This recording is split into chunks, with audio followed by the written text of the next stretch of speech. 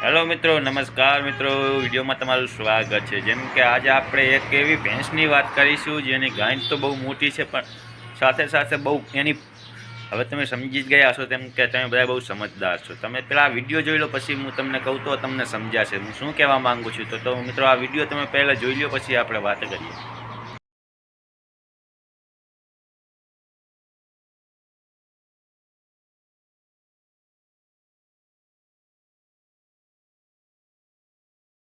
તો મિત્રો તમે આ વિડીયો જોયો જ હશે। તો આની ગાંઠ તો એવી છે કે ઘોડાનો લોડો તો આખે આખો વયો જાય। તો તમે જોઈ શકો છો આને ગાંઠ કેવડી મોટી છે, તો બીજું કેવડું મોટું હશે।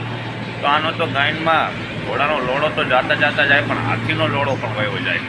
તો આની જો આ ગાંઠ કેવી લાંબી કરે છે। આની ગાંઠ મોટી થઈ ગઈ છે, પણ આને ખબર જ નથી કે આના દાંતેડા લઈને જો ઘઉં વાઢવા ચણા વાઢવા લીધા હોય ને, તો એની માને શોધે આની ગાંઠ ને બાંઠ બધી ફૂંકાઈ જાય થાય, અને દાંતેડા એની માને આપીને આ વાંગ ઘઉં વઢાવ્યા ને તો ખબર પડે।